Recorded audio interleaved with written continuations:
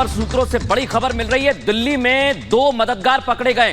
हमारे सूत्र ये बता रहे हैं संगम विहार से जीशान और खालिद को गिरफ्तार किया है। अतीक के बेटे असद को पनाह दी थी।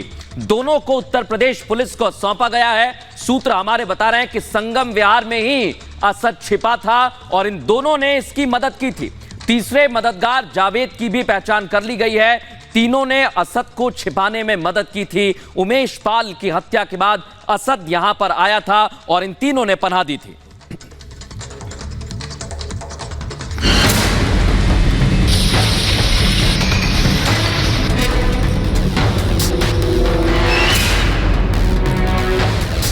अपराध के रास्ते पर चलने का क्या अंजाम होता है, इस तस्वीर को देखकर इस बात का अंदाजा लगाया जा सकता है।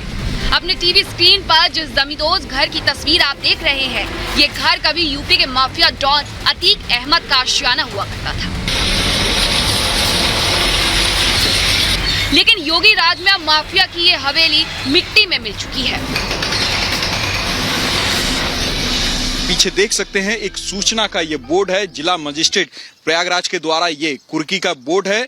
जब अतीक अहमद के यहाँ कुर्की की गई थी तो नियमानुसार ये पूरा बोर्ड लगाया गया था और हम अभी उसी साम्राज्य के अंदर है जहां से अतीक अहमद अपने गुर्गों को निर्देश दिया करता था, अपने भाइयों को आपराधिक रंजिशों में शामिल रहने के लिए कहा करता था। आप देख सकते हैं हम उसी साम्राज्य के अंदर हैं और तस्वीरें हमारे वीजे लगातार दिखा रहे हैं। ये पूरा साम्राज्य काफी लंबा आप समझ सकते हैं कि कितना लंबा ये साम्राज्य है। यूपी में पिछले कई दशकों में जो नहीं हुआ वो अब योगी राज में होता दिख रहा है। तभी तो सिर्फ 5.5 घंटे में ही अतीक का किले जैसा मकान बुलडोजर की मदद से जमींदोज कर दिया गया। ठीक इसी जगह अतीक का आलीशान महलनुमा घर हुआ करता था जो किसी 5 सितारा होटल से कम नहीं था। डॉन के घर में स्विमिंग पूल से लेकर के हर वो सुविधा मौजूद थी जो किसी फिल्मी सितारे के घर में भी नहीं होती है। यहाँ पे अतीक अहमद अपने परिवार के साथ रहा करता था। यहाँ पे उसके द्वारा मीटिंग भी उसके द्वारा लिया जाता था और इस घर में जो सुविधाएं हैं वो किसी 5 स्टार होटल से कम नहीं थी। अंदर में एक स्विमिंग पूल भी था। देखिए स्विमिंग पूल भी है यहाँ पर इस घर के अंदर।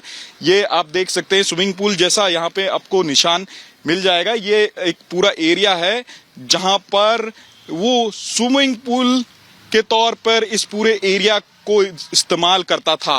लग्जरी गाड़ियां थी, कई कमरों का ये फ्लैट था।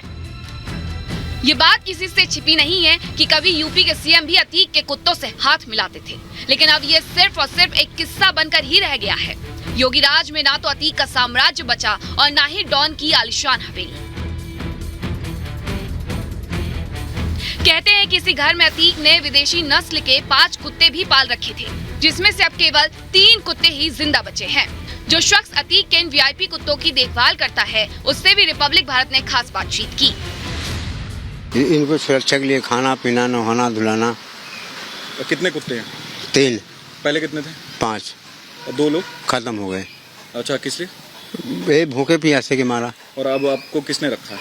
हमको ये थाने खुल्लाबाद दरोगा जी थाना में उसे रखा गया, प्रशासन के द्वारा रखा गया। हाँ ये नंबर है। हाँ। हम रोजाना मतलब रोजाना आप खाना देते हैं? जी रोज 3 टाइम प्रशासन की तरफ से खाना इनको आता है? हाँ 3 टाइम। हाँ एक रियाज करके हैं सिविल लाइन में।